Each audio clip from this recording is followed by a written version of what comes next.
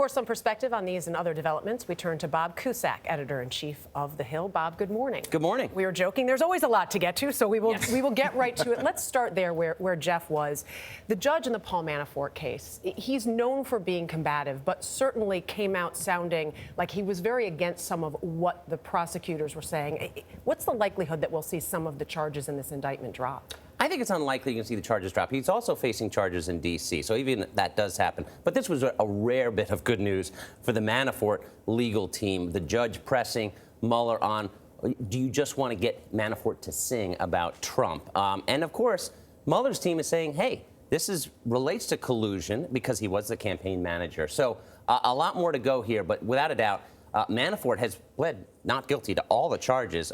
But I think Mueller does want him to talk. Well, isn't that somewhat of the idea? You obviously want to get to him so you can learn more here. Right. And he's gotten a lot of people to talk, but not Manafort, not yet. Yeah, I saw a lot of people celebrating on Twitter. The hashtag Judge Ellis was trending from people who support the president. But let's talk about Rudy Giuliani and this media blitz that he was on over the course of the last week. Did Rudy Giuliani harm the president more than he helped him?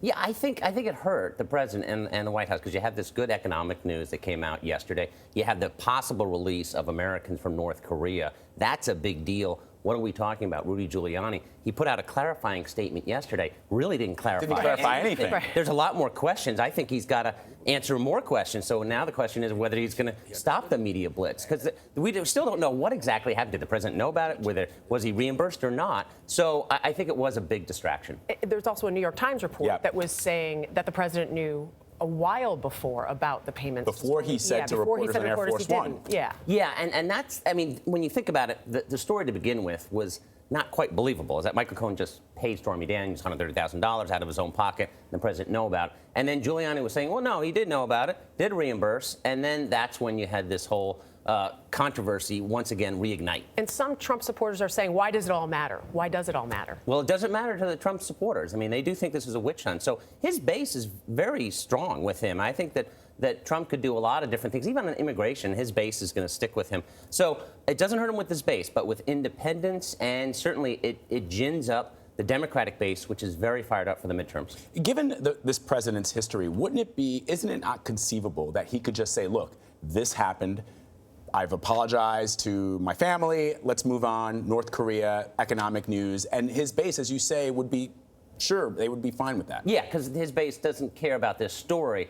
But, you know, the president doesn't apologize, Vlad. You know, he just doesn't do it. But that would make the story go away. We would be able to move on as opposed to what are the details, what actually happened. And the thing is, maybe Mueller already knows because of the Michael Cohen raid of the financial transactions. That was some people saying, okay, Giuliani just want to get it out there because he knows Mueller knows about these payments. Right. We don't know that yet, though. And as far as the president sitting down with Robert Mueller, we sort of have heard two things. We've heard him say he will, but only if he was guaranteed that this will be fair.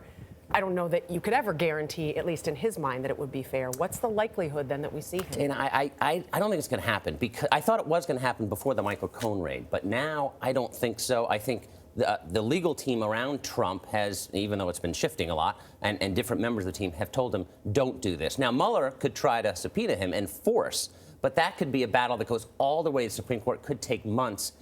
But Mueller does want to interview the president. I think the chances are less than 50-50 it actually happens. Less than 50-50? Less than 50-50, yeah. All right, let's turn to some international news. Iran deal. The May 12th deadline is fast approaching. What are your sources telling you about which way the president is leaning? Well, certainly I think that he's not going to continue the deal. And the question is, what happens with the rest of our allies? Because that's where it's important. U.S. sanctions are not enough for Iran to get nervous about. But it's with France and with Germany and other allies that the sanctions actually could snap back and hurt Iran. So, but I think this is Trump going back to his campaign promise, and he doesn't like to certify this deal. I don't think he's going to continue on. And then the question is, what next? All right. Bob Cusack from The Hill, thank you very much. We appreciate it. Thanks.